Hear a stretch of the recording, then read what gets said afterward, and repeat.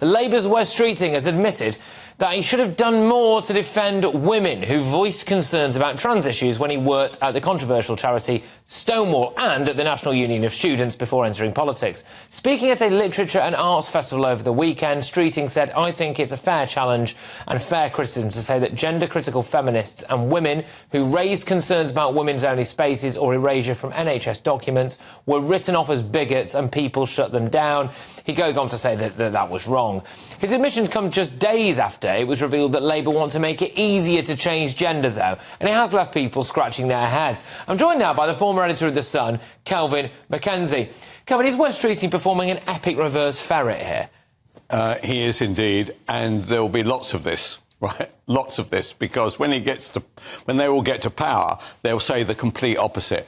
But the truth about the matter is, it would be very nice to think that all politicians could say, when they had one position, actually, it was complete rubbish because I am now seeking your vote, and actually your vote is very hostile to the trans position and very much in favour of women saying we want safe spaces. Now he's saying we should have had safe spaces. It is absolutely ridiculous. I don't know whether this is just a Labour thing, or, or is it somebody like Davey now saying about Mr Bates, oh, a great man, we should really give him the money? Or is it about Conservative politicians at all? Is there something about politicians where they won't actually say what they think until somebody points out, well, that's not right, the votes aren't going for you, and in which case you then say, oh, it's the complete opposite. Thanks very much. Well, it's something to consider for, I would argue, especially women at the general election, is Labour simultaneously saying that they protect women's space, or that they value women's spaces, whilst also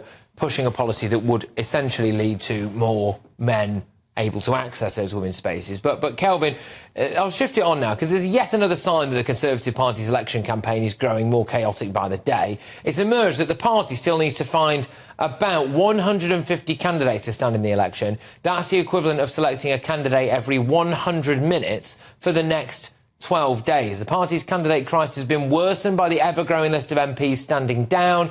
Alok Sharma is the latest to announce his seat. Outgoing Tory MP Lucy Allen was suspended from the party. She endorsed reform today. And speaking to GBNews earlier, former Tory Minister Michael Portillo had some strong words for those MPs who are looking to desert. Members of Parliament got elected because they have constituency associations that have worked very hard for them and given them tremendous loyalty.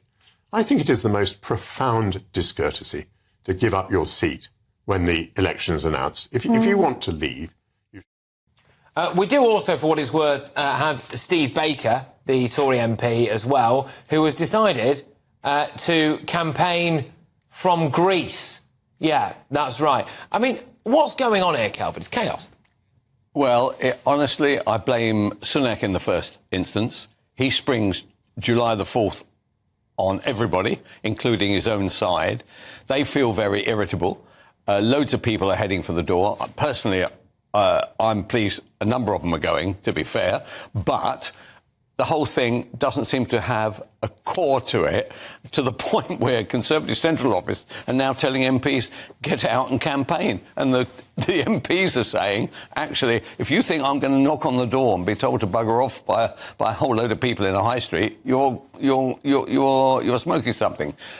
My bet, though, is that strangely, come polling day, it won't be a 20 or 25% lead for the Labour Party. I think if they manage to basically get their act slightly together, and I like your line about trying to appeal to the women to say, if you want safe spaces, you vote Tory. If you want to have a chap next to you in the loo, then you should go Labour, right? Just do it like that. That would be a great campaign line. If they could get something which had a kind of surge of energy, I think that they could get down to literally single figures as the lead. I don't expect them to win. Steve Baker's got a majority of about 5,000. He's decided that because Rishi Sunak told him to book their holidays, he's gone to Greece and will be campaigning for, is it Wickham? I think it's Wickham from Greece, which says it all. Look, you were the former editor of The Sun. When it came to elections, The Sun actually swung some elections very quickly. What kind of front page do you think you'd be running on the eve of the election? Well, I think right now it's more like Rishi on the rack.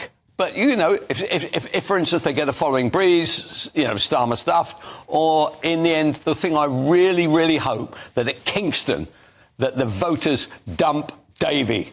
Kick him out. He wouldn't see Mr. Bates. Tell your friends. All right.